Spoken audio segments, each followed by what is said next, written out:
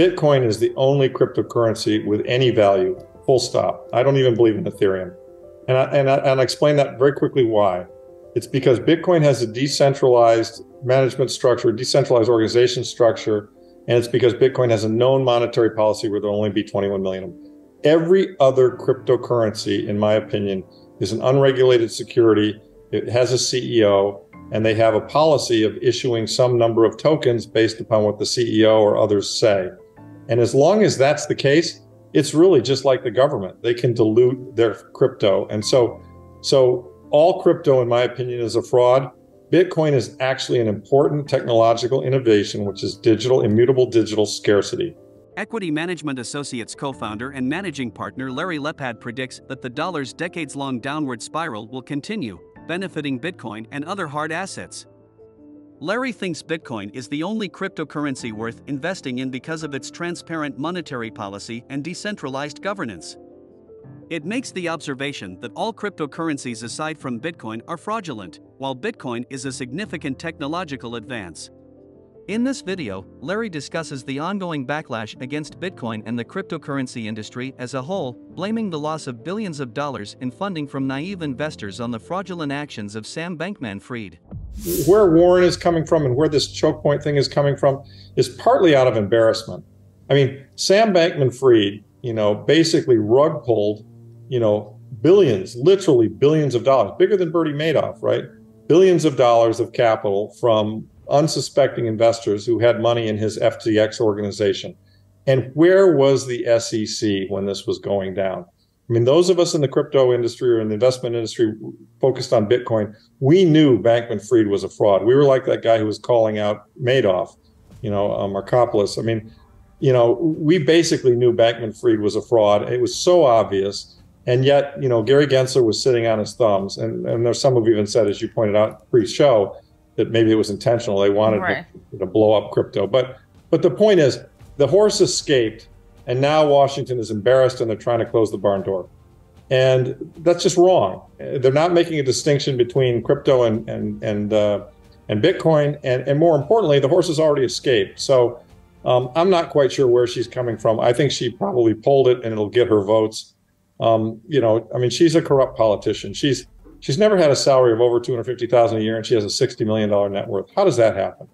And it's shocking. Yeah. The government has made a very concerted effort to try and shut down banks that are helping the crypto industry.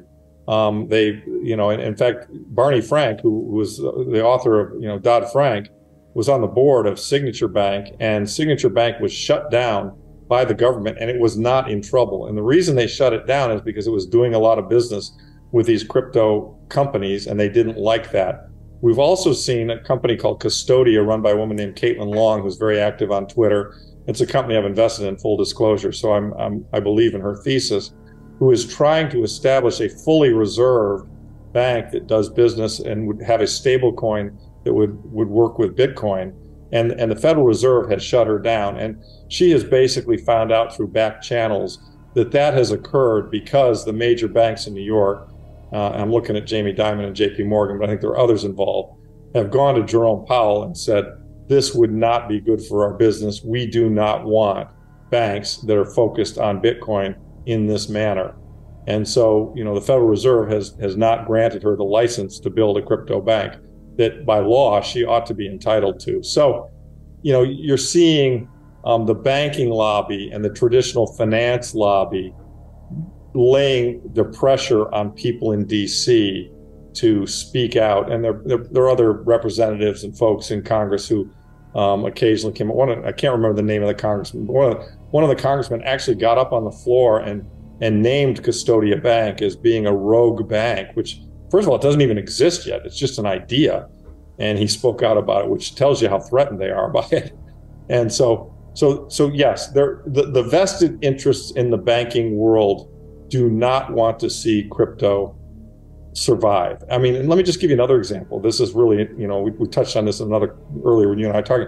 So crypto, Bitcoin is Bitcoin, and it's a store of value and so on and so forth. One of the things that's happened in Bitcoin that some people are aware of and others aren't, but I would encourage people to get involved in it and know about it, is something called the Lightning Network. The Lightning Network allows people to move currency money between themselves for less than a penny per transaction. And right now, MasterCard and Visa are charging 3% or 300 basis points on every single transaction you make using their cards. This would effectively destroy their businesses. And so you can see that there are very big vested interests that do not want to let cryptocurrency disrupt the existing financial system.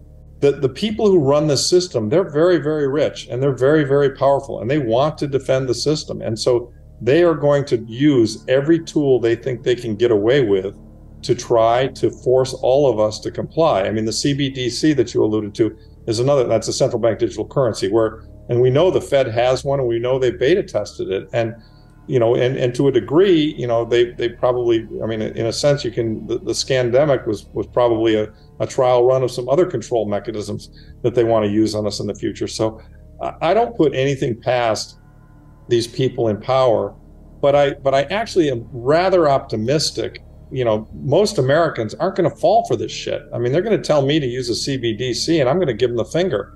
I mean, the only ones who are going to accept the CBDC are the people who are desperate for cash. And of course they'll take that because they literally need it to live. But,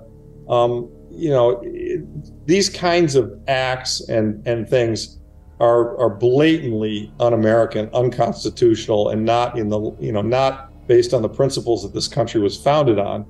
But what would you expect from a very, very corrupt, very, very powerful set of rulers and governors who, think that they can get away with this stuff? And so my view is, as you and I were speaking about offline, our job, you're doing a great job of it through your show. I do it on Twitter and other places. Our job is to try and educate as many of our fellow citizens that, hey, this stuff is bullshit.